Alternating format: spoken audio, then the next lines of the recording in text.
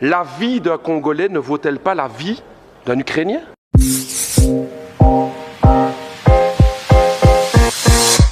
Madame la ministre des Affaires étrangères du Royaume de Belgique, je vous interpelle sur la situation dramatique du peuple congolais.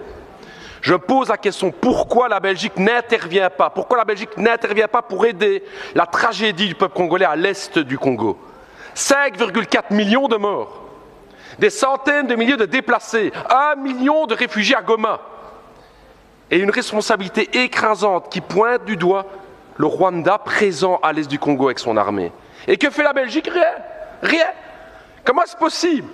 Quand la Russie envahit l'Ukraine, à juste titre, c'est la condamnation. Ce sont les sanctions, ce sont les livraisons d'armes à l'Ukraine, mais quand il s'agit de la République démocratique du Congo, rien. On n'aide pas. La vie d'un Congolais ne vaut-elle pas la vie d'un Ukrainien?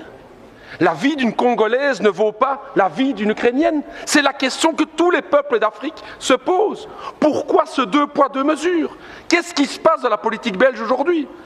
Alors je vais vous le dire, Madame la Ministre, non seulement la Belgique ne fait rien, non seulement les États-Unis ne font rien, mais je vais me dire plus. Hier encore, l'Union européenne a signé un accord avec le Rwanda. Un accord sur quoi? La gestion durable des matières premières. Nous y sommes. Le coltan, le cobalt, le nickel, le diamant, le cuivre. Voilà la raison pour laquelle la Belgique n'intervient pas. Business.